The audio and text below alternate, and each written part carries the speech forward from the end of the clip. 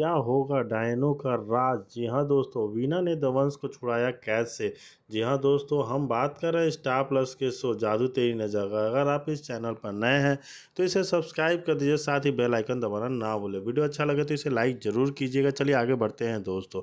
Episode की शुरुआत गौरी के ऋषभ की शक्ति को खोजने के लिए जंगल में जाने से होती है और वह एक भ्रामक धुएं में फंस जाती है, लेकिन उसे कुछ भी नहीं मिलता और गौरी दूसरा रास्ता खोजने का फैसला करती है क्योंकि वह समय खो रही है। तभी उसे विवान के पैरों के निशान मिलते हैं और वह शक्ति प्राप्त करने के लिए पैरों के निशानों का अनुसरण करने का फैसला करती है। जी हाँ दोस्तों, और विवान के फैसले वीना को भावनात्मक रूप से ब्लैकमेल करने की कोशिश करता है और उसे कहता है कि ऋषभ दवंश को मारने से पहले वह उसे मार दे और एक बार दवंश के मारे जाने से बाद विवान भी हमेशा के लिए मारा जाएगा। शारदा वीना से कहती है कि वह दवंश की कुछ भी ना सुने और वह उसे ले जाती है। दवंश को लगता है कि उसकी योजना विफल हो गई है, लेकिन तभी वीना पीछे मुड़ती है और दवंश चतुराई से काम करता है। मोहना देखती है कि उसकी मेहनत सफल हो रही है।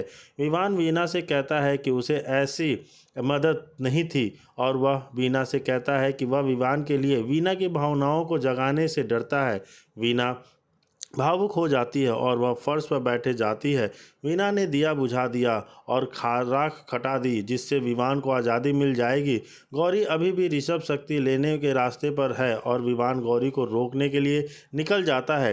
गौरी सही दिशा पाने के लिए फर्श पर गंगाजल छिड़कती है और उसे अपनी मणि मिल जाती है। गौरी मणि के सामने हाथ जोड़ती है और वह उसे अपने हाथों से लेने के लिए चलती है, लेकिन विवान गौरी से मणि को छूने के लिए मना कर देता है और विवान गौरी को कहती है कि वह जानती है कि अगर उसने मणि को छुआ तो उसकी योजना विफल हो जाएगी और गौरी मणि उठा लेती है और गौरी विवान खुद को फंसा हुआ पाता है। आगे बढ़ने का उनका रास्ता एक बड़ी चतुई कुल्हाड़ी से अवरोध है जो खतरनाक तरीके से आगे पीछे घूमती है, जिसे बाहर निकलने का रास्ता बंद हो जाता है। हवा जादू से भारी लगता है और आसपास की जगह एक अजीब ऊर्जा से गूंजती है जो सबसे शक्तिशाली जादू को भी दबा देती है।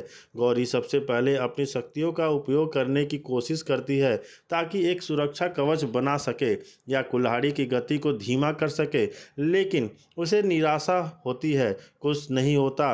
उसकी ये शक्तियाँ जो हमेशा उसकी भावनाओं को और उद्देश्य का जवाब देती थी, अब दूर और दुर्गम लगती है। घबराहट होने लगती है, लेकिन वह दृढ़ संकल्प के साथ इससे लड़ती है। विवान एक पल के लिए चुपचाप देखता है, फिर शांति से बोलता है। गौरी को सुझाव देता है कि उसे मणि को हर समय अपने पास रखना चाहिए। उसका मानना है कि वह उनकी रक्षा करने या उस अवरोध को मार्ग से उन्हें मार्गदर्शन करने में मदद कर सकता है, लेकिन गौरी जो अभी भी मणि की प्रत्याशित ऊर्जा इससे होने वाली खतरों के बारे में अनिश्चित है, हिचकिचाती है। वह मणि को अपने हाथ में कसकर पकड़ती है, इस बारे में अनिश्चित है कि वह ऐसी शक्ति को उसके पास रखना बुद्धिमानी है, खासकर ऐसे स्थान पर जहां उनकी कोई भी ज्ञात शक्ति काम नहीं करती है। आंतरिक संघर्ष के एक पल के बाद गौरी एक कठिन निर्णय लेती है। वह एक तेज और केंद्रित चाल के साथ वह मणि को कक्ष से बाहर फेंक देती है, उसे विवान से दूर ढकेल देती है। वह नहीं चाहती कि कलाकृति की ऊर्जा किसी भी हानिकारक तरीके से उसे प्रभावित करे या किसी अज्ञात शक्ति को उसकी आत्मा तक पहुंचाने देने। विवान उसकी हरकत से हैरान है और धीमी आवाज़ से वह उससे पूछता है कि वे इसके बिना कैसे भागने का इरादा रखते हैं।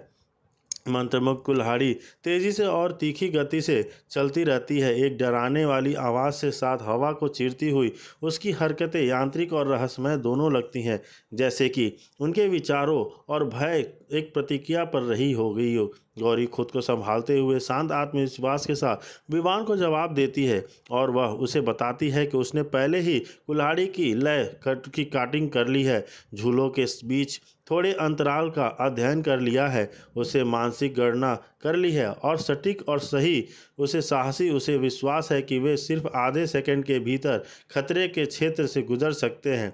विवान उसकी ओर प्रशंसा और चिंता दोनों उसे देखता है। वह जानता है कि गौरी सक्षम है, लेकिन जोखिम बहुत ज़्यादा है। वह एक गलत कदम विनाशकारी हो सकता है, फिर भी उसकी सहज बुद्धि और उसके तीखे निर्णय पर भरोसा करते हुए वह उसे पहले के लिए कहता है। गौरी आगे बढ़ती है और झूलती हुई कुल्हाड़ी को अपने रास्ते से ध्यान से देखती है। हथियार से निकली हवा उसके चेहरे से गुजरती है और उसका दिल तेजी से धड़कता है।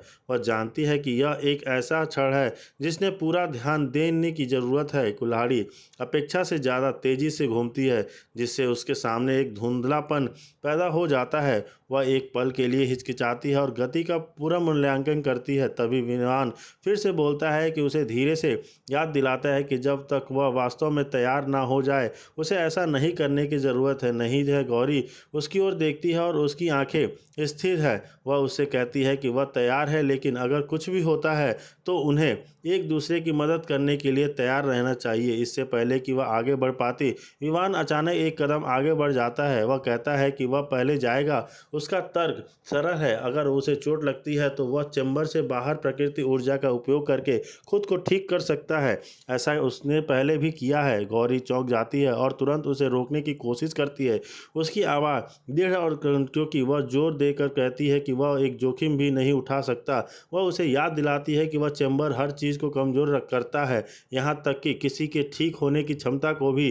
धीरे से बहस करते हुए, अहंकार से नहीं बल्कि एक दूसरे के वास्तविक चिंता से, साझा संघर्षों और विश्वास के माध्यम से मजबूत हुआ उनका बंधन उनकी बातचीत से स्पष्ट हो जाता है। दिल में उसने लगा कि उसको योजना का काम करने लगी है। जवंश ने गौरी की ओर एक हिचक भरा कदम बढ़ाया, कुछ आत्म प्रयास किया हुआ हवा में प्रत्याशा और माहौल मोहना के कदम खड़ा रहे थे। गौरी की भावनाओं को दवंश तक पहुंचाने नहीं देना चाहती थी। अपनी रहस्यमय शक्तियों का उपयोग करते हुए उसने अचानक व्यवधान पैदा किया। ऐसा लगा जैसे धरती में हल्का कंपन हुआ हो। इस पल ने सभी को चौंका दिया और इस उलझन में गौरी फिसल गई और पास में कुएं में गिर गई। पूरे घर के दहशत फैल गई और परिवार उसकी मदद के लिए दौड़ा। शुक्र है कि वह सभी के सहयोग से गौरी को सुरक्षित बाहर निकाल लिया गया। इस घटना ने बावजूद दवंश वहीं जड़वत रहा। उसकी आंखें गौरी पर टिकी रही। उसके दिमाग में भावनाओं का ऐसा भंवर था जिसे वह ठीक से समझ नहीं पाया। जैसे ही दवंश धीरे धीरे मोना की ओर वापस चला गया, उसने गौरी को एक जानकर भार दिया, वह सफल नहीं होगा। उसने फुसफुसाते हुए कहा।